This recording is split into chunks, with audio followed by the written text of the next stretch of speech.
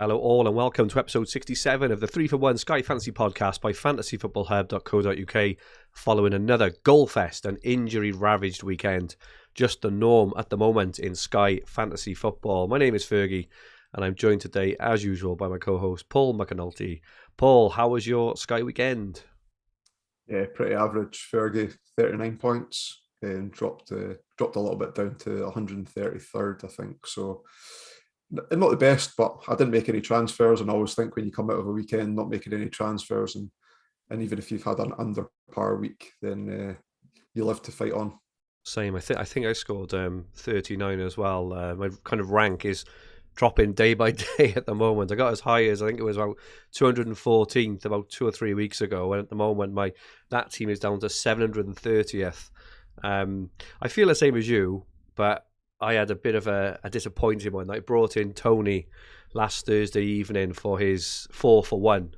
Over a lot of players, over Alonso actually. It was Alonso I was going to bring in, but I brought in Tony. Got the 4-pointer, which was okay, on Thursday, but to have COVID ahead of yesterday, and then again, the captaincy on Friday is it's a kick in the knackers really, because it's a bit of a differential, I think, going into Friday, and I think it was quite a good move to make, but obviously I'm in COVID, and this is why we advise just to hold on to transfers and try and not plan too far ahead. But I did think 8 days is probably not too far to plan ahead.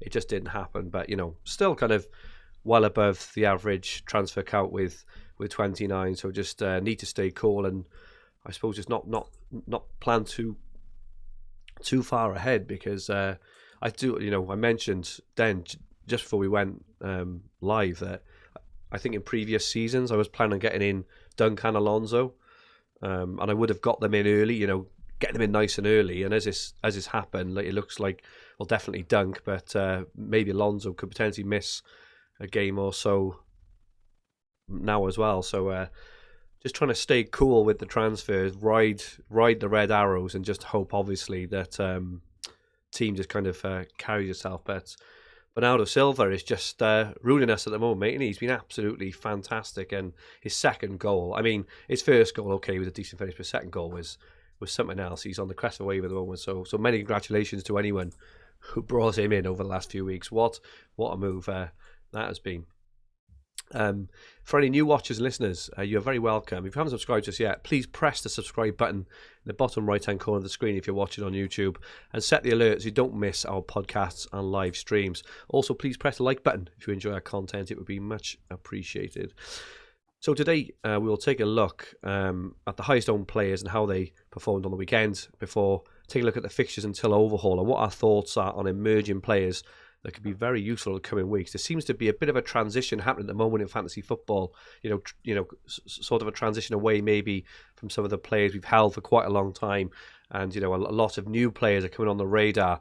I did mention, I'm not sure if it was last week, Paul, but I did mention Fred, and he's definitely one who's performed very well in the last week or so, and he looks good moving forward. His tackles are insane. I know he made like 7 yesterday, and I'm sure he made something like 9 or 10 in the week. So definitely got him on my radar. But we'll have a look at some emerging cheap players as well. We will take a look at the top point scorers of the past 6 game weeks before taking on. We've had so many questions on Twitter. Thank you so much. And then we'll finally have a look at my team update and plans and some mini league standings. So firstly, Paul, got the top 1k ownership. As expected, Salah, Cancelo and Gallagher still 90%, but there are a couple of players in there we could see a bit of movement on in the next week or two, I think. Do you want to kick us off? Yeah, so I think there's going to be I'm surprised at Sons and that many teams, 22%. I genuinely never considered them. Obviously, to my own downfall. I've had Kane in for a while, so I was never going to double up anyway. But 22%. I can't imagine with Spurs' run now that's going to increase any. And if anything, people might start looking to move off him again. You see Bernardo Silva has obviously been picked up by quite a few as well. 24%. He's sitting in the top 1k. I was surprised Rodri is not in that list now. He's someone I'm still really high on. He got 8 points at the weekend as well. So although Bernardo Silva came away with all the plaudits and all the news stories, Rodri's still continuing to trickle along nicely for Sky Fantasy managers. And say someone I'm definitely looking at in the near future as well. Livramento's taken a massive dip. People obviously moving him on for other options, other budget options. What I've really liked over the last week in Sky and what's going to emerge moving forward is there was a heavy template before, and it feels like that's getting broken up slightly. Absolutely. There's a lot of talk of people doing Mendy to Ramsdale tonight, so that'll split the goalkeepers, and a lot will still be holding on to Mendy, so that might already own Smith Rowe, for example. Albeit he's an injured out for tonight, wasn't spotted in training yesterday. Yeah, he's in. I noticed he's in like 40% of the top 1K. Probably a lot of that is probably down to the fixture this evening. People have held on to him, and obviously the fixtures are good ongoing, but it's definitely a fixture on my team. I haven't got him in yet. Like Rafinha to Smith Rowe was my move, but it was very much a move I didn't want to make, but I felt quite forced to make, if that makes sense. So it would actually suit me personally if he was out, because I'll probably save the transfer then. But if he is in, I'll probably make it, just because that 40% ownership only takes a goal and a man of the match or shot bonus or whatever else, and it's a bit of a killer. Whereas obviously Ramsdale, his ownership has gone up as well, but I do think that Mendy is a very able deputy over the next kind of 4 or 5 matches anyway, whereas maybe Rafinha isn't with his fixtures. I'll touch on Rafinha a bit with his fixtures, Paul, when we move on to the next slide as well. Yeah, I made 1 point saving by not moving Sa onto Ramsdale for the Man United game and holding him for the Liverpool game, which seems to be a common trend. We were speaking before came on air that I was frantically looking around at 1 o'clock trying to mess with the team to see how I could fit in Ronaldo with Dunk's injury and a few other players that I was thinking of getting rid of as well. And it goes along with a lot of things recently, and here, like, I'm trying to scrape together a plan really quickly that I'm not overly comfortable with any of the moves. So I'd rather just sit off and wait and kind of suck it up if Ronaldo did outperform Kane yesterday, and then I benefited by not doing it. So I think there's a lot to be said still for holding still. There obviously will be instances people would have brought in Son yesterday, I'm sure, and reaped the rewards straight away. And Bernardo Silva last week, I think you mentioned moving Rafinha on to him, and although Rafinha's ticked along nicely, Bernardo Silva has outscored him. So there is certain circumstances where that is the case, but more often than not, certainly in my plans, it's not like what I had planned on doing that wouldn't have come to fruition. So sitting off stood me well. Well, I did exactly the same. So I took out Antonio for Tony, and obviously Antonio got, I think it was 5 points yesterday. Tony only got the 4 Thursday.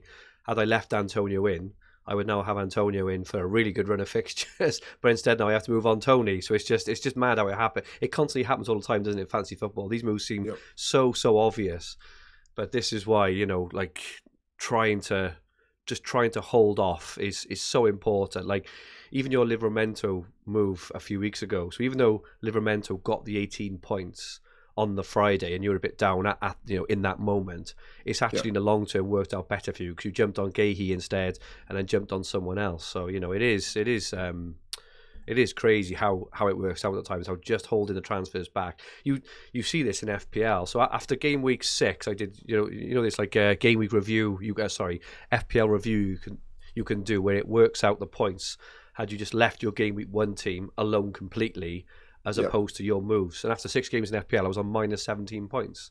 It's just an absolute... And even now, I did it last week, and after, it was 14 game weeks of play, consider all the captaincy changes, all the transfers I made, I'd only gained 70 points, which, obviously is better than where I was, but 70 points over 14 game weeks of play with a wild card, transfers, captaincy changes, it happens time and time again every year. And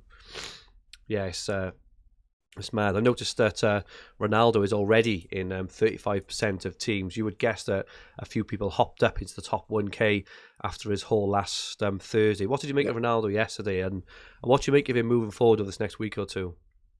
Yeah, I didn't watch any of the game yesterday. I listened to the Man United commentary on Talksport. He sounded like he was heavily involved in the first half, and then felt that their intensity dropped perhaps a little Yeah, bit in the second half.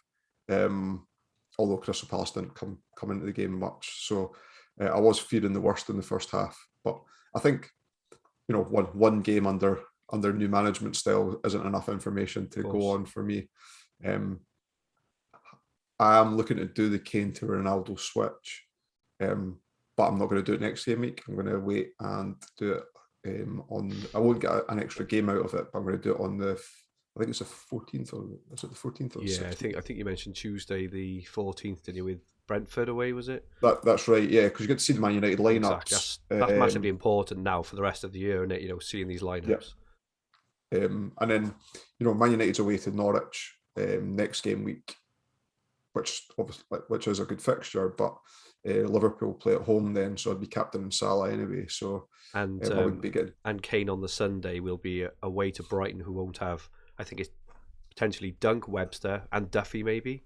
Duffy's suspended, so he's Yeah, definitely missing now.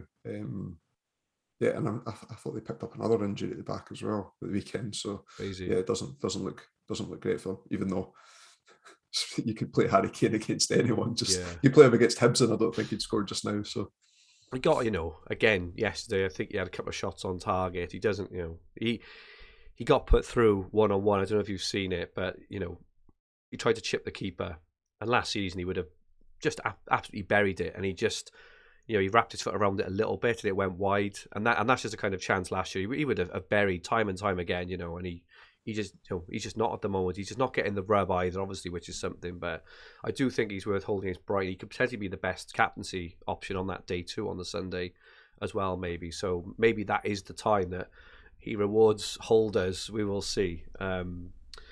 Let's take a look then at the fixtures until overhaul. There are 8 sort of game weeks worth of fixtures left. The FPL games at the top for those watching on YouTube are FPL game weeks as opposed to Sky. But I thought it was really interesting looking at this view because the amber line after the first 4 game weeks shows that's the date after Boxing Day. We're at the moment, according to the FIFA rulings, that is the date where the players will leave for AFCON. So players like, Salah, Mendy, all these highly owned players.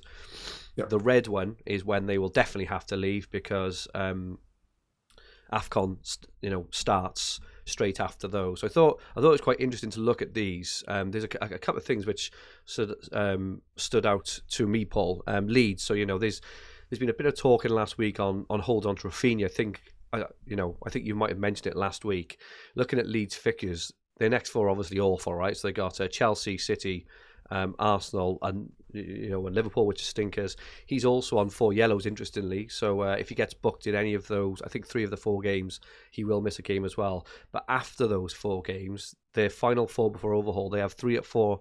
They have 3 or 4 at home against Villa, Burnley, and Newcastle. So could definitely be rewarded then. I understood your point last week about Bamford being back, but I did see yesterday that they had another couple of injuries with Liam Cooper and Calvin Phillips again.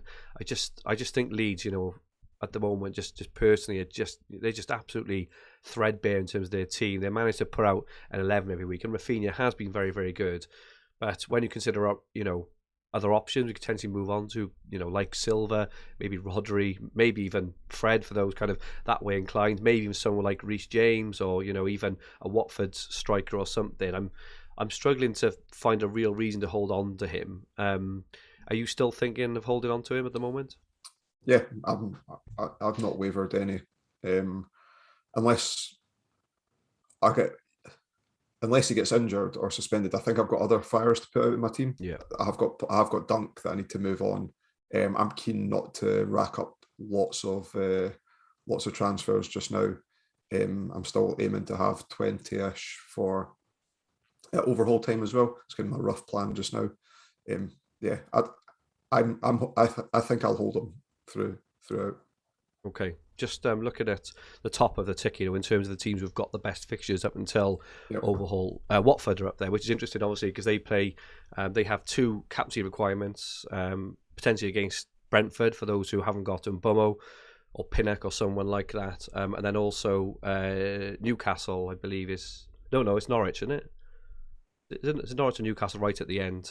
Watford have got things like a Friday night game, but it's one of those games anyway. It's either the final game before overhaul or the one before. But in between, the fixtures are really good as well. Obviously, we're not sure on Dennis yet on whether he's going to go to AFCON. So I'm pretty. Dennis obviously 5.5 million is incredibly cheap. I'm quite tempted by King. He's a bit more 7.6, but unless he's injured, he's practically guaranteed to play. He's on penalties as well, as he showed a couple of game weeks ago. Have you got any thoughts? Are you tempted by any of the Watford strikers at all, or because you've got Mbeumo, they haven't really crossed your mind? Yeah, I think that's exactly it. I think because I've got Mbeumo, whose last game for me definitely will be Friday, um, as I look to move him on. Just so frustrating. I've not. I hadn't looked at anything else. I don't need the budget for my team. If I was making wholesale changes, like going big at the back again, getting Van Dijk and or Diaz, then maybe I would look to pick up an enabler. I just think that with the structure of my team, it's not viable for me. But I can understand the thought process and going for either, particularly Dennis. It's almost like a non-playing player position based at his price. I know that has been a viable tactic of Sky managers over the years. Remember Goldson at plays for Rangers now. He gives 3.9 million 1 year, and a lot of Sky managers went with him and played 10 players instead of 11. United, who are second, obviously there's been a lot of talk on United. They've got a spanking run of fixtures all the way up until overhaul now. So, a lot of talk has been about Ronaldo. We listened interestingly to Rangnick's, assessment and of their performance and kind of analysis in terms of this 4-2-2-2 formation. And it was interesting. I caught the highlights this morning. Ronaldo, still looked pretty central to everything, it has to be said, but I've got to say, Paul, I know you're not going to enjoy this, but watch the highlights as well. But Fred is everywhere, and in terms of bonus points, and I looked at his price because he was a bit cheaper than I thought he would be. I would have guessed he would have been like the early 8 millions, maybe like 8.2, 8.3. He's only 7.6, and I do wonder, like, he should be nailed to play every game, right? Apparently Ramnick, has said he absolutely loves him. He's called him like a ray of sunshine as well. Tackle bonus, he hit passing bonus yesterday as well. Obviously, he's getting a bit. He can't stop smiling like that. Stop smirking. Oh, it's a ray of sunshine. Sounded very cute. It is cute. He obviously scored the goal yesterday. I think he won a penalty last week as well. So he's getting. He got 2 assists against that. He did. So he's getting forward as well. So I do wonder whether he is an alternative. If you're not going Ronaldo, I mean, if you're. I do think he could potentially be an alternative. I would guess he'd probably play every game as well. And another one is De Gea as well, which we've mentioned a few times. I think there probably is a little bit more risk attached to De Gea in terms of whether Rangnick wants to give maybe Henderson a couple of games. But again, I think he said either yesterday or the day before Rangnick, we're always going to score goals, so all the focus is on not conceding, basically, because we know we're always going to score. So with those things in mind, I do think there's a potential to look at those sort of players ahead of Ronaldo. Stop smirking. So what are your thoughts, Paul? Oh yeah, this whole controversy last week was because you had said that I suggested we had talked about him on a previous pod. And a couple of seasons ago we mentioned. I'm convinced we didn't, but yeah, and I'm sure that you would have done some homework trying to find the conversation on one of them. I haven't yet, but I certainly will. I'll try and find it. Yeah, if you look at the last 2 games, his stats have been really good. Man United's fixtures are great, so you could see him picking up passing bonus as well to go along with. You'd mentioned he had like 7 successful tackles he had yesterday, so he's got that ability to pick up points from different tiers, which Sky managers always look for. So I'm definitely not disputing it. He is definitely a player where I wouldn't be looking to get him in this week until I see a couple more games under Rangnick with him. But you're right, he could cover off the captaincies if people were worried about bringing Ronaldo in and then I'm missing perhaps one or two of the captaincy requirement days. I am tempted. I've got to say, I don't know if this is one of my, stupid kind of maverick moves, which always costs me every season. But it's his price as well, 7.6. It does enable other moves like potentially getting in someone like, I don't know, say Trent, or someone along those lines, because he is so cheap. Just want to touch on Højbjerg, because I brought him in a couple of weeks ago. Obviously unlucky with the Burnley game. I think he fell just short of passing against Brentford. He didn't do anything there. And he scraped passing bonus against Norwich. But what was worrying for me is that Norwich had like 60% of possession against Spurs. It's quite a worrying thing. It seemed to be, Spurs being at home to Norwich, conceding 60% of possession. He did scrape passing bonus, I think, kind of right at the death. But that for me is a bit concerning, that if that's the way they're going to potentially play, Højbjerg may not be the best moving forward, because of, brought him in obviously for his potential passing and tackling, as he showed in his final throws under his name now, sorry, under the old manager, and immediately under Conte.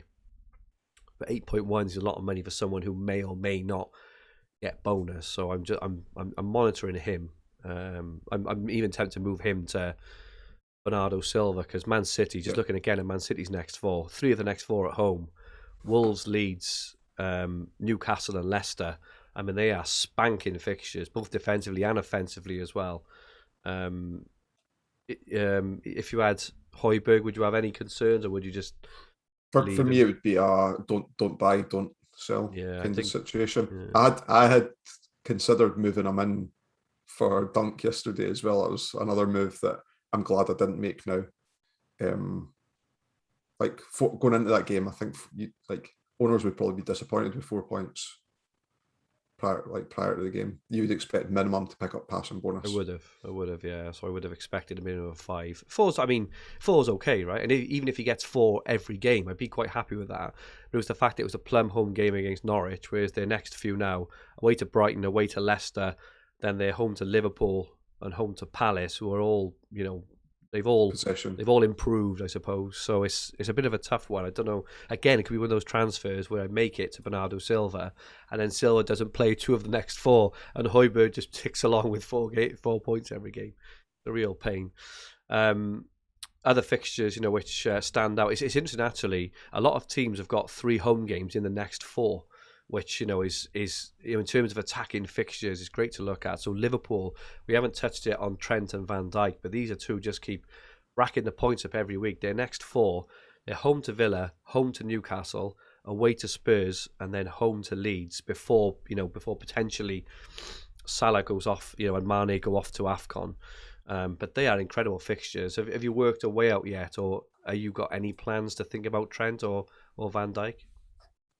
I'm waiting for pressers on Friday, and then Friday afternoon I'm going to think of a plan of what I want to do. So I want information on Dunk, Alonso, and a few other players as well. Because Mbeumo's definitely going for me on Saturday, and it's whether I need to double up moves to make the most of that. It was the way I'm kind of thinking about it, maybe for my team, because at the moment I've only got Salah and Kane up front. And Tony actually. At the moment, my current thinking is to potentially do Tony to King on Friday to cover off that captaincy and the future captaincy, and and take advantage of their fixtures. But then I was maybe thinking about, is Ronaldo and another over this next however many games better than Trent and Fred? I know it sounds ridiculous when you say it out loud, but actually when you think about it, if Fred gets 5-6 points nearly every game, Trent is just absolutely smashing it week in, week out against Ronaldo. And let's be fair with Ronaldo, how it's been with him this season, it's been all or nothing, haven't it? He's either scoring a brace, or he's getting absolutely nothing. And when you're captaining nothing, I think if you're captaining Fred ahead of nothing, it may well even out over a period of time. So that's my but having Trent as well, to go alongside, I've got Diaz, Cancelo and Rudiger. That's a kind of thought I've had had in my head this week. But yeah, I suppose it's all whether we see enough. We get to see Ronaldo against Norwich on Saturday potentially. before making any big decisions on which way we're going to move. It'd be interesting to see that there. Just finally on fixtures, West Ham's turn really good very, very soon. They're away to Burnley, away to Arsenal, then they're home to Norwich, home to Southampton. They have a nice run of fixtures right up until the overhaul. Obviously, Bowen caught the eye, 8.2. I think we mentioned him last week. He caught the eye on the weekend. Have you got any West Ham assets in your crosshairs? I'm thinking of getting Antonio in. You absolute prick. Sorry.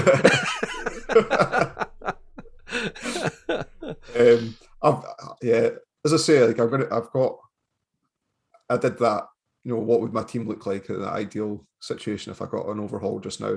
And I think I can get away with 3 or 4 moves to move towards that ideal team, and it would include either Bowen or Antonio. But I can afford Antonio with those suggested moves. But things will change in a week. Like things will have changed in a week's time.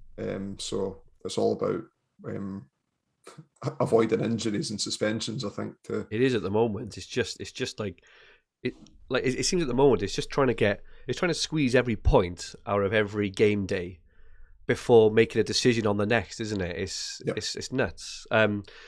I just as well wanted to touch on Chelsea defence because we mentioned this before we went live, and we made a bet. So Chelsea's next next 3, I would say, are really, really good. Home to Leeds, home to Everton, and away to Wolves. So I think from a defensive view especially, they're really good fixtures. After that, they are away to Villa, and then they could potentially lose Mendy to AFCON.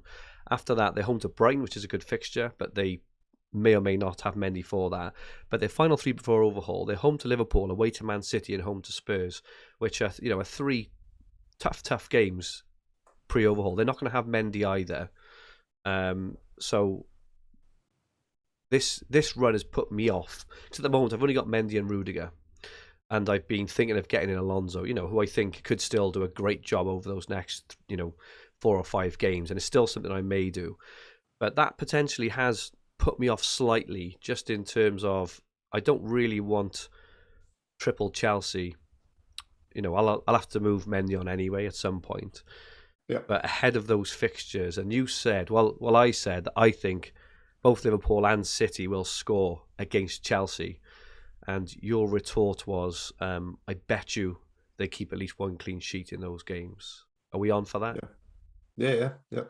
So in terms of Chelsea defence, you'll just hold them all the way through. They're good enough to keep clean sheets against anyone. As long as Alonso's not injured or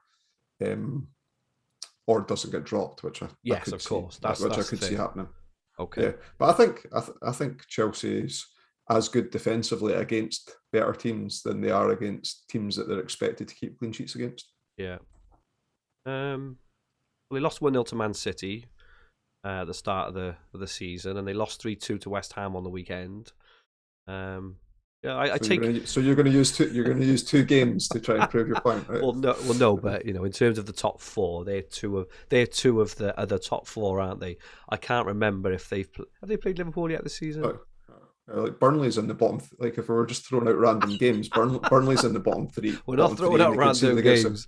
They're two of 3. Have Liverpool and Chelsea? Yeah, it was the game they got sent off. Reece James got sent off. They drew 1-1. I think so. In the top 3, so the other top 3 of the 4, then they haven't kept 1 clean sheet. Is that right this season? Then he's nodding. For those listening on the podcast, he is nodding. No, I take your point. They can keep a clean sheet against anyone, I suppose, is your point, in it, and they're a good defensive unit. But I'm not sure if I fancy going into overhaul with those. But as you say, things are going to change 100 times over in these next few days and weeks, aren't they? And a lot will depend potentially on the news on Dunk and Alonso, etc. as well. So interesting stuff. Finally, we touched on Man City, Rodri and Bernardo, who will both just keep racking up the points. We'll move on to the points, actually. Both, so these watch on YouTube with a total point score for the last 6 game weeks. Both Rodri and Bernardo are both in the top 5, as well as Cancelo. Salah and Reece James over over the last 6 game weeks. Are you thinking of bringing one in now? And if so, which one are you thinking of bringing in?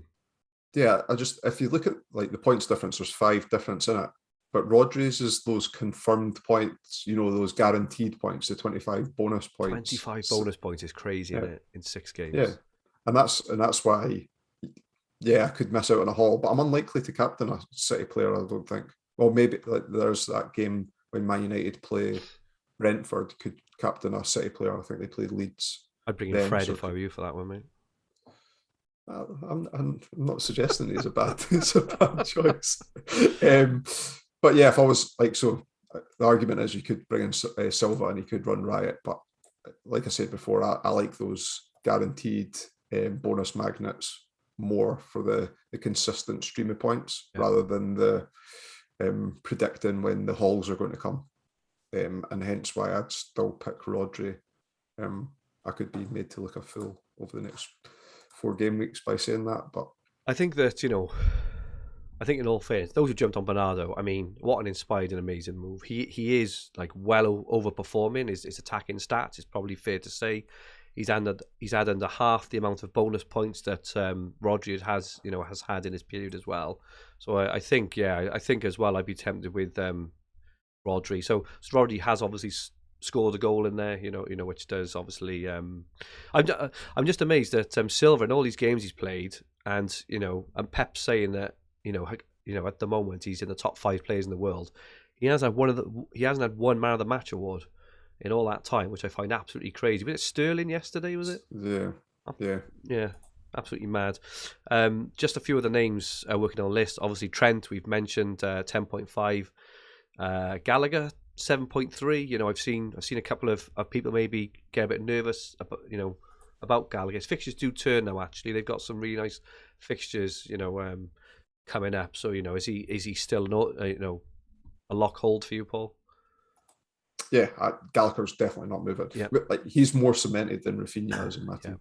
We've touched on Rafinha, obviously 8.3. Paul is for holding. I am for moving on.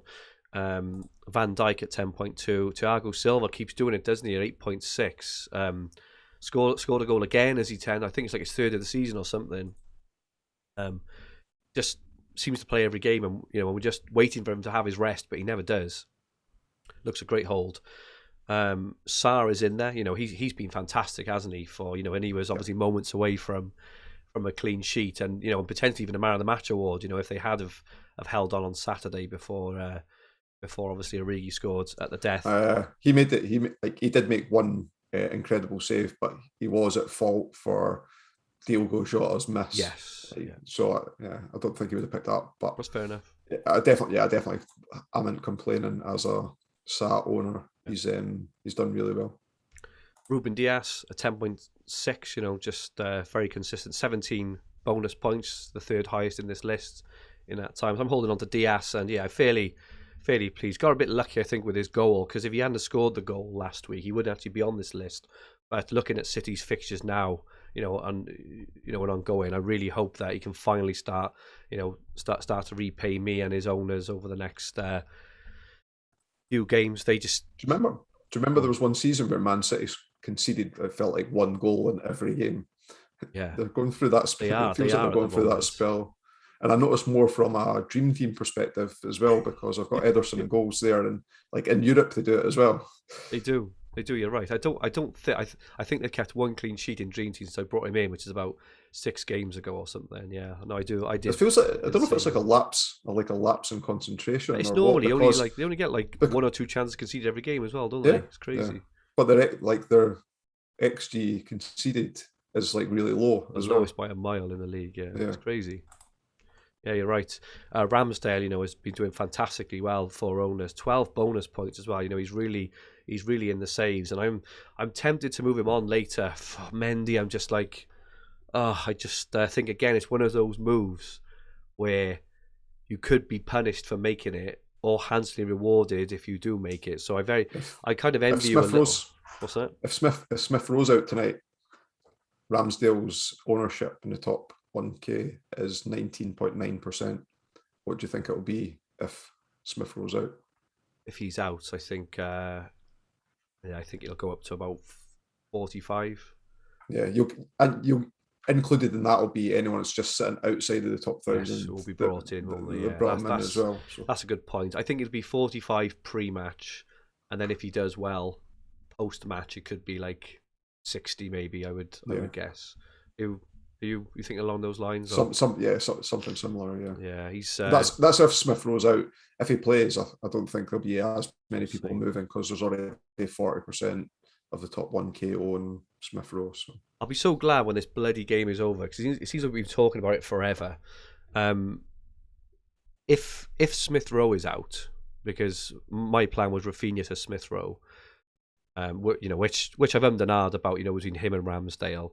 What are your thoughts now? With the most current information and what we know around Mendy to Ramsdale, do you still think it's an unnecessary move? The way I kind of think about it with Ramsdale is he's so bloody good on the bonus points anyway that yeah, even if Everton score, he's probably likely to make a couple of saves as well. But I can't remember if it was on the pod or maybe on Spaces when I was talking about this, but Arsenal's got that feeling that Burnley had a couple of seasons ago, where they're forcing the opponents to shoot from distance constantly. yeah, So Ramsdale's like racking up save points. Do you know, like, what I mean, like sitting with the four tight so that there's not space to go through them, so having to shoot from distance. So yeah, like to agree on your point, I think that there is a good chance that he picks up bonus even if he doesn't pick up clean sheet. I just don't know how attacking Everton will be against them though. I think Rondon's injured as well now, isn't he? So I don't even know. That's potentially a good I thing don't for even know everyone. who they're going to play. Would it be like Tosin up Richarlison, front? Richarlison will Oh, is he possibly back? play Oh, he number was 9. banned last week, wasn't he? So Richarlison is back. Yeah, Oh, do you know, if Richarlison plays, because even the team sheet might kind of dictate how many moves are made. Because say it's Tosin up front, just because they got no one else, I think a lot more will be tempted to jump on Ramsdale. Whereas if it is Richarlison, obviously, he's good enough to score out of anything, right? yeah. But maybe he'll hold off. But yeah, at the moment, I'm thinking of holding off, and it's mainly because of Chelsea's next four are so good. Like I said, I think I mentioned earlier. If Smith Rowe plays, are you making the Rafinha to Smith Rowe move then? Yeah, I don't really want to, but it does open up 0.8 for a few. I still got Livramento I need to get rid of. I was going to do Livramento to Dunk after this move, but I'm even thinking now because suddenly a few midfield options have opened up. I think Yeah. Recently, and at the moment I'm on 4-4-2, but I am tempted just for a little bit to maybe move to 3-4-3 before I get rid of potentially Kane. And if I do go for Fred, I could then go for like a 4-4-2, even 5 at the. I'm not sure. It's just so tough at the moment because again you just don't know what's going to happen from one day to the next. But I am tempted if I don't go for Ronaldo and go for Fred, just as an example. I could then likely afford Trent. And you like Trent over Van Dijk? Well, I'm saying Trent, either Trent or Van Dijk, but there is a 0.3 difference there, which is it is worth noting that, yeah. But Rodri, Bernardo Silva, and Fred are 3. We did have a couple of questions we'll touch on later. One interesting one has been Marvelous Nakamba for Villa, which I know Sean Thorpe, FF Thinker, has bigged up. He's apparently Gerrard has said, he's what a fantastic player, wonderful player, picked up a bit of bonus and stuff. He's only, I think he's 5.5 million, and I did look earlier actually, but it very much looked like he's going to go off to represent Zimbabwe at AFCON, which is obviously a bit of a pain just in terms of, he will miss a minimum of 2 games, potentially 3 or 4 out of the remaining 8. But in terms of just an enabler, if you wanted him, he could be a very good enabler. Again, he's one of those you could just maybe set and forget regardless, just in terms of it helps you potentially get in Ronaldo or Van Dijk or, et cetera, et cetera. But, I do think there are a few options. Another one I've noticed, he is defender, but I do think that Wan-Bissaka will come back into the team, but Diego Dallo, who he's looked really good over the last 2 for United. Apparently, he had five touches in the box yesterday, And Rangnick was saying, how he, how fantastic the wing backs were, both Telles and Dallo. He's 6.6 million, which he could even be someone if you want to take a if Wan-Bissaka is potentially on the bench next game week against Norwich, he could be someone you potentially want to take a punt on. For that United coverage 6.6. I don't think, yeah. I'm trying to give options more than I'm less positive. Yeah, I'm less positive on Dallo than I am on Fred, because I don't think Fred's got any competition for the two holding positions. So, whilst I haven't been enamoured by that pick in the past, I could see the sense in it. I think Dallo would be a punt too far. Okay. Let's have a quick look ahead now then to the next couple of game weeks. So we've touched on Arsenal and Everton this evening. Just on that, Paul, I suppose if you were in the position where you had Smith Rowe, you've got him in your team. The team sheet comes out this evening, and Smith Rowe isn't in the team. What would you do? Yeah, I wouldn't bring in anyone. So you would just hold him and then maybe either hold him throughout or just move him on in the future? Yeah. And if you were in if I had San goals, I think this is the perfect Sa to Ramsdale time. Agree with Ramsdale time. So I wouldn't be scared of having double up for what seems like double up sake, but it's not, because Ramsdale's a good option for the duration of like the Christmas period anyway. If you were in my position of not having any Arsenal cover, would you be tempted now by I'm not sure I asked you this, if I've asked you this or not. Would you be tempted by Mendy to Ramsdale? I'd be tempted. I think that Ramsdale is the best captaincy pick tonight. Yeah. That does the money. What's the two things I'd ask myself is, does the money help me? Yeah. By downgrading, and what's my transfer account like? If I'm in the high 20s or around about 30, I think it's a good move. If I'm kind of more mid 20s or getting into lower 20s, then I wouldn't. You sound a bit more pro the move than you were a few weeks ago. I think you were a bit more, no, just leave it, and stuff. But yeah, Arsenal look obviously quite resolute and solid for one, but Ramsdale bonus points for me is a thing as well. He just always seems to he just makes saves constantly, doesn't he? He's a very good keeper in all formats at the moment, purely because even if he concedes, he's still likely to get something. Whereas, think about kind of Edison, for example. He either gets a clean sheet or nothing. He doesn't tend to make a lot of saves, does he? Or get bonus. So I've got a decision to make this evening on that, and I'm still not sure. I could do it in one team and not the other, but I've got one team doing better than the other. So it's not that. It's 10 points in between the two teams, though. So it's not like both are doing well, though. Yeah. Your team says. Yeah, but I've used transfers more in the second one now. I did the Alonso move and all that, which I did in the 18. But anyway, yeah, it's a really, really tough one. It's hard to give a definitive answer because you don't know how the next 4 or 5 game weeks are going to pan out, do you? But anyway, this Friday, the much anticipated Brentford against Watford. Obviously, lots on in Bomo. It looks like Tony is going to miss it definitely. What do you think of my potential Tony to King move? Just to say, the reason I'm not really interested in Dennis, even though his price is fantastic. With the form he's in, I do think there's a very good chance he goes off to the African nations with Nigeria, and and King's on penalties as well. But what do you think of that, Paul? Yeah, I think if it was me, I think I'd be going Dennis, and then if he goes to AFCON, like rejig my team. Really? With a couple of moves. I think so. I'm surprised at that. I just think I can't see anybody's ownership being that high in the game, in fairness. So King will be a nice differential if you play it. I just don't think the last couple of games he's been that involved. I take on board your point about penalties, and Watford have been attacking quite a bit as well. I just think Dennis is more likely to play more minutes over the shorter period of time when the fixtures are really good anyway. Fair enough.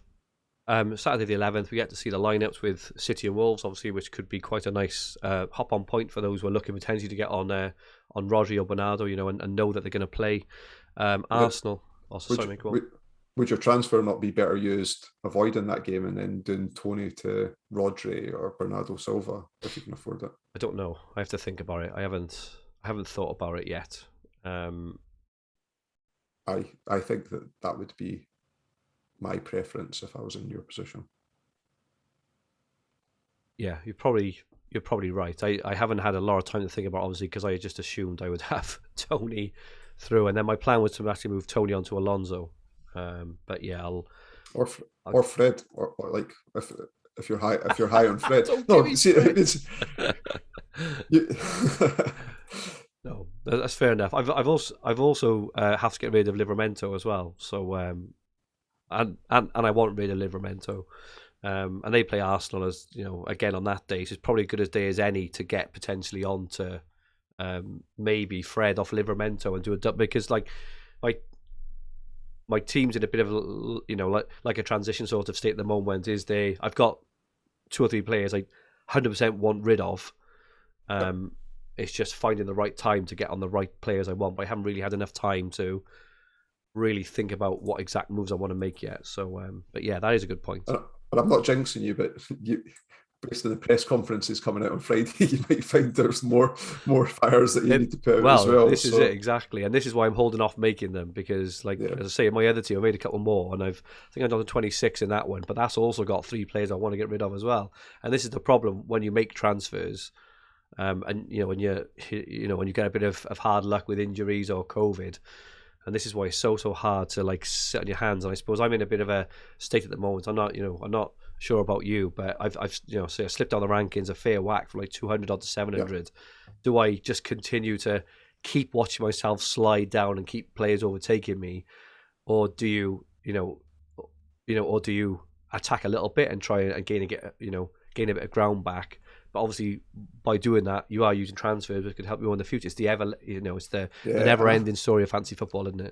Yeah. And the news that came out with the Chelsea fixtures, with the World Club Cup, completely changed my mindset on thinking that 15 would probably be an okay amount to go into the second overhaul with. But I know that there's that hop on spot for Chelsea players that I'm going to want to make 5 or 6 moves on. So you could even bring in a full back 5 and the keeper, didn't you? Because you're going to get there will likely be a minimum of a 4-for-1 over another key team like Man City or maybe Liverpool. They will, the way the fixtures will fall, they will very likely be a 4-for-1. And this is my thinking on King, is that I guarantee that you would want rid of King again at some point. And I know you'll have served his purpose because you'll have got a captaincy day out of him. I got a 4 points out of him. Yeah. But I guarantee that you want to move him on to Rodri, onto a Bernardo Silva, onto Fred, or someone that's in that guaranteed point stream. Yeah. I think that at some point.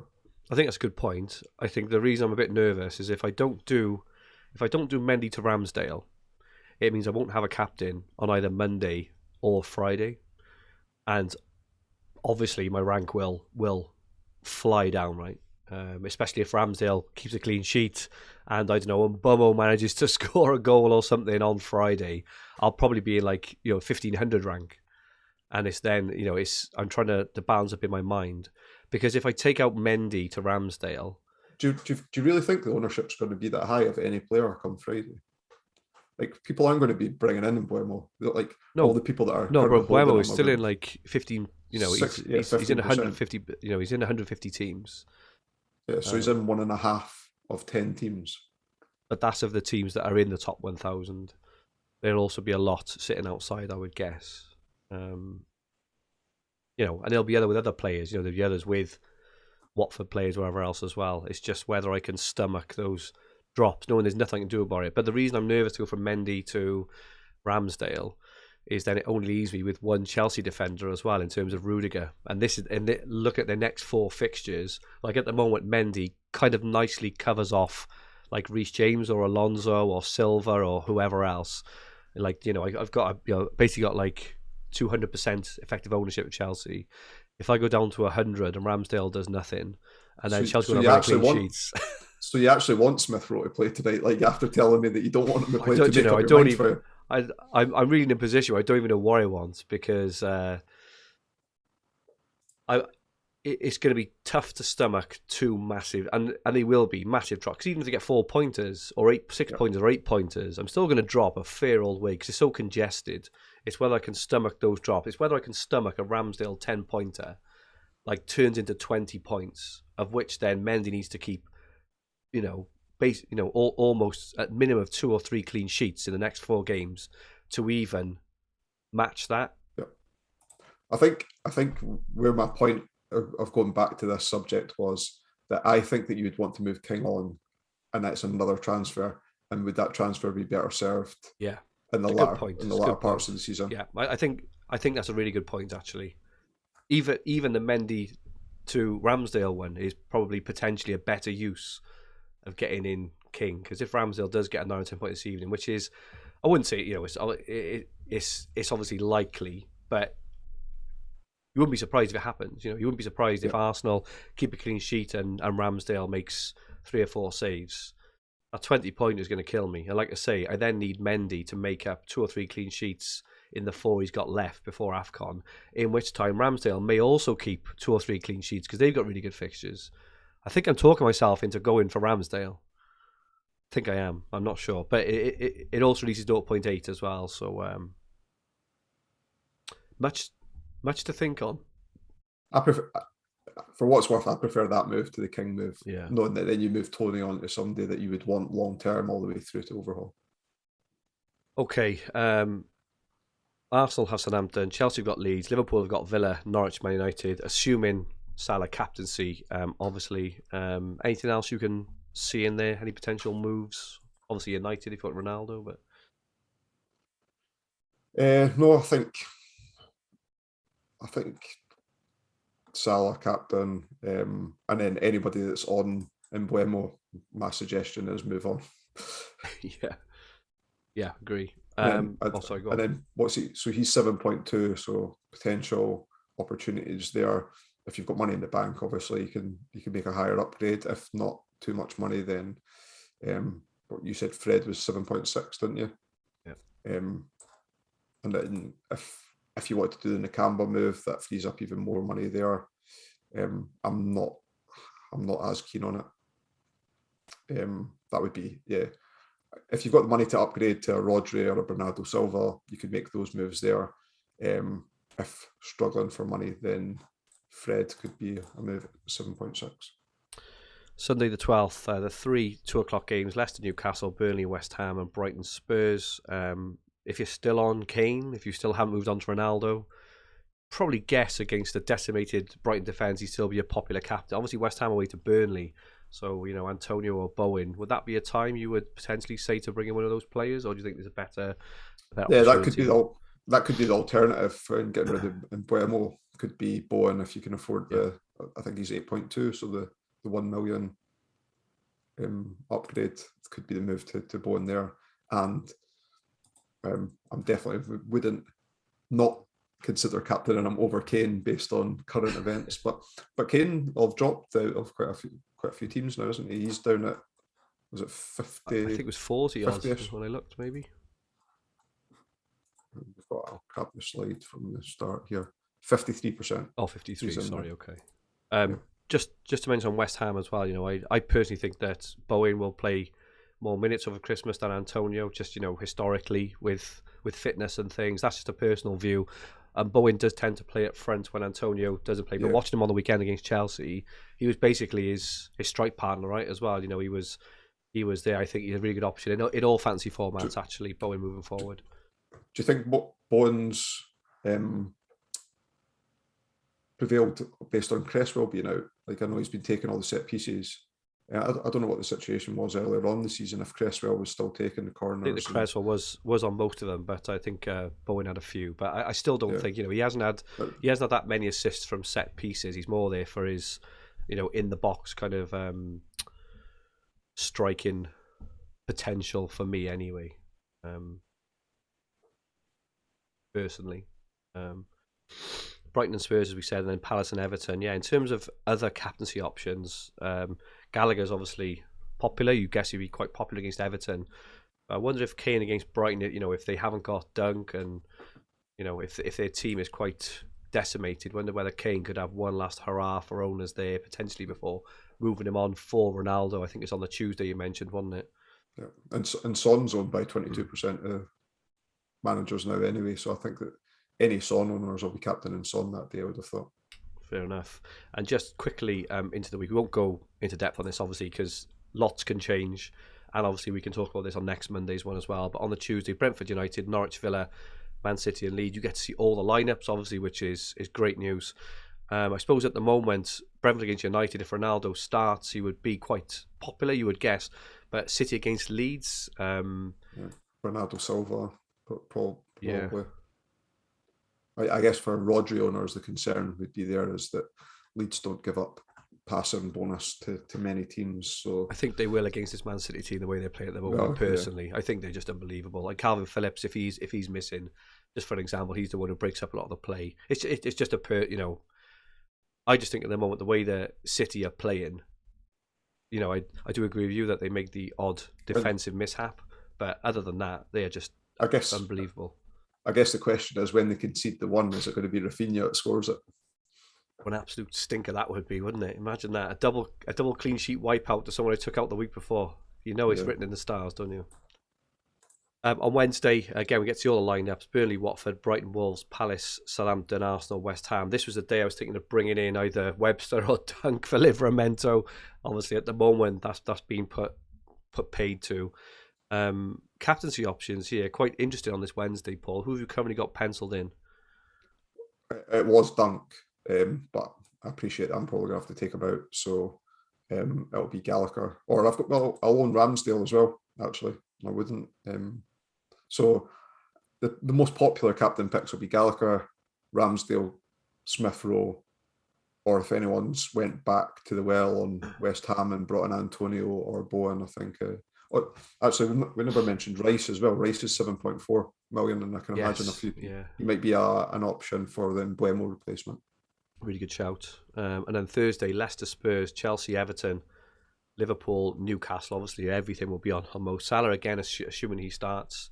And potentially this is a reason why it's worth doing Kane to Ronaldo on the Tuesday, because even if Kane plays against Leicester, you're not going to captain him against Salah, and even Chelsea versus Everton is still a better fixture as well, isn't it? That's my thought process. Cool. Okay. We had masses of questions. I'm sorry, this podcast is going to be one of our longest ones ever by the look of it, but hopefully it's really, really helpful. It's just sad that this will probably we've talked so much about like Ramsdale and Smith Rowe, and that's happening in like 6 hours time. So a lot of people are going to listen to this after it's happened. We'll go through a few of the questions just to see. I think we've answered a lot of them actually. Todd Sims asks about Antonio or Bowen. So it sounds like, Paul, you're pretty much set on Antonio over Bowen at the moment, as it stands, maybe. But Bowen is definitely, a decent alternative. Yeah, it was more that I think with my plan, I've left myself open to that move if I choose it. Yeah, and I think I'm a bit more high on Bowen. I don't know if I'm biased just because I've taken out Antonio in the last 2 weeks, but Bowen for me seems to be, obviously you save the 0.6. It offers a bit more flexibility in terms of it takes up a midfield spot. So if you were kind of struggling to find one, takes a lot of shots. As a fiddle, I suppose that's just my argument. Tom Lasler, he said he went Son over Kane. The plan was always to move into Ronaldo this Saturday with no fixture gain. So I think we've touched on that. I think a lot of it will be down to the presses potentially in terms of the Brighton defence. So if Brighton have got a packed defence, if they're all back, you could potentially look to move to Ronaldo on the Saturday. It's he asks for our thoughts, but I think to summarise our My preference would just be the same as the Kane move. Would be obviously you've got the money to move to Ronaldo in one move. So I think I'd do it on the 14th, and then if Ronaldo might get a rest on the 14th, exactly, you get to see the lineups then, don't you? So yeah, agree. So the Tuesday is probably the one for us. Emstey, need a defensive rejig, need to sacrifice Trent or Diaz, and I'm thinking Laporte or James. Fixture gains aren't a concern, so I should be able to daisy chain with ESR tonight and then Bowen on Friday. Already have Cancelo, Rudy, and Livra, so TAA or Diaz to Laporte or James. I gotta be honest, I'd be a bit nervous doing both of those moves. Or if you were forced into one, what would you do there?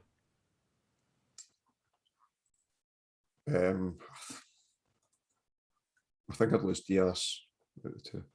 Okay, But it's very, very close. I'm not like, I'm definitely not massively in favour of one over the other. I personally find another way. I just there's no way in the world I'd be taking either of them out at the moment. Luke NDN, starting to think Fred is good value at 7.6 as a Rafinha replacement, taking along nicely, and will cover Ronaldo in case he misses any game days. That's another thing to bear in mind, I suppose. If you did want to, if fixtures allowed, you could bring in both Fred and Ronaldo on the Saturday, and then if Ronaldo does miss out on the Tuesday, you can cover it with Fred potentially, can't you? So, but yeah, I'm pretty pro Fred personally at the moment. I think Paul's a bit more reserved, but let's watch him against Norwich, maybe. And if we see the same levels of intensity and pressing and passing and tackling, then I think he could be a really good hold.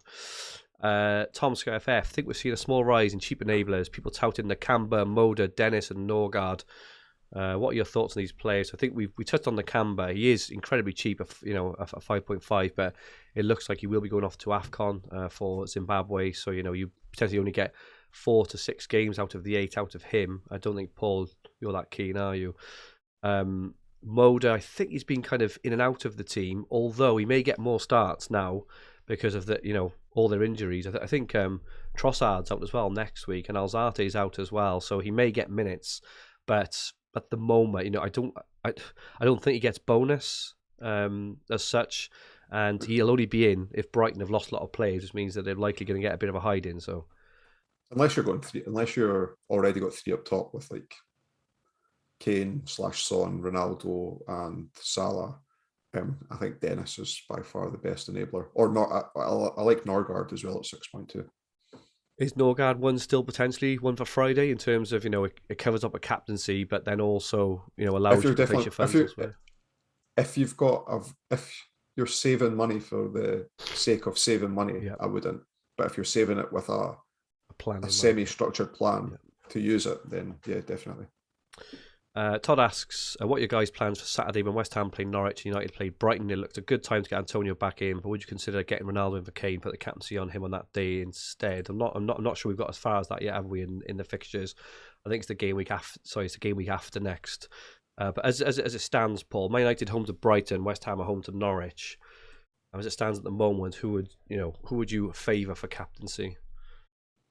If Ronaldo starts, well, Brighton still might have all those defensive issues as well. They may have. You're right. I think I would just captain Ronaldo. Okay. Paul Sharkey says thoughts on what to do with Lewis Dunk. Obviously, we need to see the pressers, but if Dunk is out, Paul, who do you think is the most natural sort of replacement for him?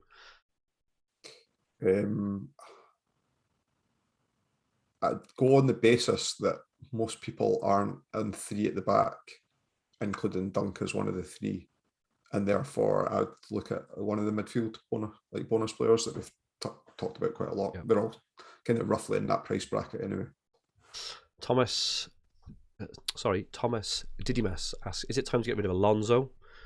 So firstly, obviously, wait for pressers, I think, because if he is fit and playing, he will be absolutely fine. Will Kane ever come good? What about Lukaku, Ronaldo as Kane alternatives? So yeah, that kind of Kane to Ronaldo, I think we've already mentioned that one. Any thoughts on Lukaku? I just, I haven't got any love for him personally. Paul, have you? Not until I see that he starts getting quite a few chances again, which we know he's capable of. But apologies, mate. Go on. Sorry. I was going to say I'd like to see Tuchel set up a team that plays to Lukaku's strengths before go for him. I think it seems that the Chelsea seem to play better and score more goals when Lukaku's not in the team, don't they? Auto-reclose. I tried to be clever with Johnson, and now I've got no money in the bank to sort out, and also moving off on Bummer on Friday. So which 2 players would be best to go to? So in terms of, we've already mentioned, well, he wouldn't be going for Dennis because he's already got Bummer, but in terms of, budget players, Paul. Dennis looks like it's probably not really an option because he's got Mbomo. Who are the best two, maybe, I don't know, sub 8 million players you think at the moment moving forward? Or just, you mean that Dennis wouldn't be a good replacement because he's already got the captaincy covered? Because I'd still say that Dennis is the best, depending on what budget he's got. Sub 8 million, you've got Rice, Fred. I'd mentioned Norgard, although he is one booking away from a suspension. And do you really want double Brentford? But if you're moving off one of them and you needed to free up the funds, it might be sensible. I guess we'd really need to know how much extra budget there is for purchase of players and what formation you're on. Okay, in your dreams, Mendy to Ramsdale. So we've already we talked this to death. I think it's very much team dependent. What you're going to do with the rest of the funds. I think I'm not sure if I've talked myself into it or not yet. It does smack of one of those moves that could just smack me right back in the nose. So I'm not sure yet. I think I wait to see the lineups. Because I don't know if there's a surprise Arsenal defender omission. I don't know, say Ben White isn't available and Pablo Mari starts, for example, maybe a little less inclined. If Richarlison's definitely starting, if Richarlison isn't starting, I may be a bit more inclined. So yeah, but we'll see. We get to see the lineups in about 6 hours time anyway. Rafinha, FPL Sky Addict, is Rafinha out for Bowen? A bit of a luxury transfer. I don't think so personally. I think it's a bit of I personally think it's a bit of a forward thinking transfer, one which could work really well. Paul, do you think it's luxury? I still think Rafinha might do okay. I'd like to see what all those Leeds injuries, if they're long term or not. I think they raised their games against big teams last year, and they could easily do the same again. Okay. And Dave, simple goal: is Bowen and Antonio overkill? West Ham's goal scoring statistics in 2021 are excellent. I personally think it probably is overkill, but mainly because of the captaincy thing. But what do you think, Paul? Yeah, it depends who you're getting rid of. If they're injured players, then I think that those players will do well over the short term. Yeah. And you'd almost be differential in yourself by having double if the majority was on one. Okay. We've answered DB's questions. Christy Ray just asks, was planning Sarr and Rafinha out, but with Regular potentially out, Tony has COVID. Would you prioritise these moves? Stick to the original plan or fork out even more transfers? It sounds like you've got Sarr, Rafinha and Tony. So for me, I'd probably still get rid of all three, assuming you got Tony in primarily because of the captaincy on Friday. I think, Paul, you're probably quite sweet on Sarr and Tony out, but maybe not Rafinha. Yeah, if you've got loads of transfers to burn, then go for it. If not, I would earmark those two before I would earmark Rafinha out. And Regulon, he posted on his Instagram, didn't he, immediately after the Spurs game that don't take me out of your FPL team, so he should be all right. FF Thinker, we have discussed Marvelous Nakamba. I think he could be a great budget option, but he is likely going off to AFCON, so you just need to bear that in mind. Tom Sky FF, he's got lots of issues, lads. What to do with Kane and Mbomo? I've been racking my brain to decide who's actually better out of Diaz and VVD. So firstly, who is better out of Diaz and VVD, Paul, in your opinion? We've both got really good fixtures, and I would say Diaz. Okay. Funnily enough, I go for VVD there just because of the increased attacking threat. I said Trent earlier on over Diaz. So my preference is now Trent, then Diaz, then Van Dijk.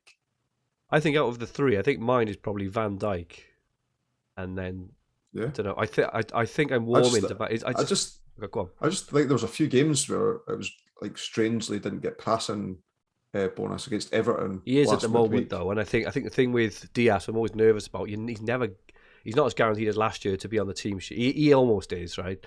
But Van Dijk plays every single game, and he's got much superior attacking threat, as well as than Diaz. So I think I think I may try and find a way to get Van Dijk into my team if I don't go the Ronaldo route. I'm not sure. I'm still trying to work it out how to best structure my team. I have to make some big decisions in this next week. FPL Foxy, we've answered all FPL Foxy's questions. We've answered Emre's questions. We've answered Normal Conquest's questions. Ben just asks about Alonso. I just think you have to leave Alonso. Just leave him, and if he doesn't play on Saturday, there's not much you can do. I mean, it's kind of one of those where you won't see the team sheets, but if he does play as expected, if he's fit as per the presses, and then he hauls, you'll think, why the hell did I take him out? So I think you have to go with you have to take a kind of a glass half full approach rather than a glass half empty there with Alonso. It's all down to the presses, right? If he's out for even a week or two, I'd probably shift him, because a week or two is 3 or 4 games at the moment, isn't it? And one for you, Paul, off Johnny Kerr. Would you do Kane to Ronaldo or go to another defender such as VVD or Diaz? I have Cancelo, but no Liverpool defensive cover. He's slipping down the mini leagues. So it's John Kerr, who's been absolutely flying this season, been top of our mini leagues for months. But he thinks he's at a crucial point. So would you go to Ronaldo or VVD? Or I'm in exactly the same position. So, I'm doing Ronaldo. So, are you definitely doing Ronaldo? So even if United look poor on Saturday, even if they lose 1-0 to Norwich, are you still definitely moving? Well, no, I'm not. Yeah, I'm not definitely. Definitely. Okay. I think. The beauty in this is by holding off another week, you get time to change your mind. You do. But if I was to say just now, if things went to plan in my head, I'm doing that Kane to Ronaldo move on the 14th. This is my argument. See, I'm not convinced that, say, Ronaldo, and I'm trying to think who it would be. So it'd be like Ronaldo, and someone else against Fred and Van Dijk. So close. Yeah. Go on. I think it's those captaincy days. If it wasn't for the captaincy days, I'd be less set on it. He hasn't got many captaincy days until after Christmas, is he? When you could go Salah to him obviously depends on when that all this stuff. Yeah. It's a tough one. It really is. But this is why it's making this season. Remember, it was only a few weeks ago that everyone was saying the game is boring, the game is crap, everyone's got the template. I mean, look at it now. It's opened right up. It's absolutely fantastic. People are burning through transfers. There's so many players and options. This is what it's all about, isn't it? It's absolutely wonderful. I wonder if Sky's not put the transfer values out because they can't keep up. Yeah, keeps changing. We've answered Commander's questions. We've also answered Gordon Bell's questions on City and West Ham. Shane White, does it seem like those at the top have burned lots of transfers? Been some massive shifts in days with not many haulers. You have to think so, Paul, I suppose. I know we touched on this just again before we went live. It seems that there's, people are burning through transfers, and not because they're being ill-disciplined. It's just because there's so many injuries. There was 15 injuries last midweek. There were more injuries on the weekend, and and some of them are highly owned players, right? Or even like Duncan Alonso in your team, which is an example. It's all down to presses, isn't it? It's very hard to plan. We don't know. What if they say Dunk, he's fine, he's fit. He just had a little niggle, but he's fine, he's fit for the weekend. It changes all your plans, doesn't it? He'll be the only fit defender they've got. So. Well, that is fair. But Webster might be back because he was only minor, I think. And we've answered clean sheet wipeouts questions as well. About Kane and Ronaldo. It's just get another week of information. See how Spurs play against Brighton. Maybe see how United play against Norwich, and then make a call based on lineups. It'll depend if Ronaldo starts. It's just so we've got to be so reactive this season because the games are coming so thick and fast. We have no idea if players are fit or not. So I think kind of how I'm playing at the moment in Sky, and all of the formats. In all honesty, it's just having maybe 1 or 2 or 3 kind of very very loose plans, depend on different scenarios. Waiting for the lineups and then kind of executing or not based on based on what you think, And Paul, you doing the same at the moment? Yeah, pretty much. Yep. Really, really tough, isn't it? It is. It is hard at the moment. Thank you so much as usual, everyone, for all your questions. Some brilliant stuff there. I've just got my current team now on screen. This is my A team. This is rank. Oh, I've got the wrong ranks up on screen. I've just noticed I've got the wrong ranks up. Paul is actually ranked, I think, 133, and I'm ranked 730th or something. So apologies for that. But this team I've got up on screen now is ranked, roughly 700th. I got Mendy in goals, Rudiger, Diaz, and Cancelo. I've got Livramento still. He was going to Dunk. Got Rafinha, Gallagher, and Højbjerg. Salah, Kane, and Tony. I mean, sure. At the moment, it looks. Last week, I thought this team looked really good. Now I think it looks a bit of a mess. So yeah, we just talked about a multitude of options there. If Smith Rowe starts, I will probably likely do Rafinha to Smith Rowe, not just cover the captaincy off, but also because it releases I think 0.8 million to enable maybe Livramento up to Bernardo or Rodri as an example, because I've got some some cash in the bank. I've got Tony as well. As Paul mentioned, I could do Tony to Rodri or Bernardo as well. Maybe on Saturday. I'm still not sold on Højbjerg, even though he got the bonus. I was Norwich had 60% possession against Spurs. That concerns me. Seeing Spurs fixtures toughen up now, but again, it all depends on the game days, how the fixtures fall. So yeah, at the moment, it's really hard to say what I'm going to do, because a lot depends again on I'm definitely not bringing Ronaldo in on Saturday. I'm definitely going to see Kane against Brighton, then make a decision on maybe Ronaldo or Fred on the Tuesday, depending on the lineups, depending on how the games play out on the weekend. But that's my team at the moment. I've got 29 transfers left in this, which I think is probably it's quite a decent amount still. Yeah. But yeah, players I'm looking to get in, probably either Ronaldo or Fred. But we'll update you in my articles and next week on that. Just quickly moving on onto the hub, the £500 league. 10th Billy Fraser, 9th James Ingram, 8th Chris Ray, 7th Mark Hawes, 6th Nima Kafai, who shot up Fantasy Football Hub contributor. Very, very well played there, Nima. 5th Elsie Bishop, 4th Adam Billany, 3rd John Kerr, down, so he's been top all season. 2nd Daniel Kerwin, and at the top at the moment, Frog Skills FC, Liam Stevens. Very, very well played there to you, Liam. And on the Four Nations League update, Liam's second team is bottom, then Paul's second team is 9th, Dan's second team is 8th, Ian's second team is 7th, and then Liam's team is 6th on 1259. Ian's first team is 5th on 1276. Dan's team is swiftly catching up to me, 1284. My two teams are 1305 and 1295, and Paul still leads by 50 points on 1355. So very, very well done there, Paul. Fantastic stuff. And that is it from us for this week. It's been a bit of a bumper episode. It's our longest one for a while. Thank you so much for joining us. Thank you, Paul, as always. Brilliant insight and thoughts. Where can people find you, Paul? Twitter at Paul McAnulty 1 MCANULTY. And apologies for those that DM'd me and I told them not to get Son in. It was their plan. What can you say, mate? We're not forced to see these things, are we? My handle on Twitter is at FFH_Fergi, and make sure you give us both a follow. And this podcast and video will be in the Fantasy Football Hub, Sky and TFF YouTube channel, and also available on all major podcast platforms. If you like what you watched, please press the like button. Remember to subscribe in the bottom right-hand corner of the screen. If you enjoyed your listen, please rate the podcast versions and leave some comments. Our handles on Twitter, Instagram, and TikTok are at FFH_HQ, and our podcast handle is at FFH_Sky. So please follow and feel free to ask any questions.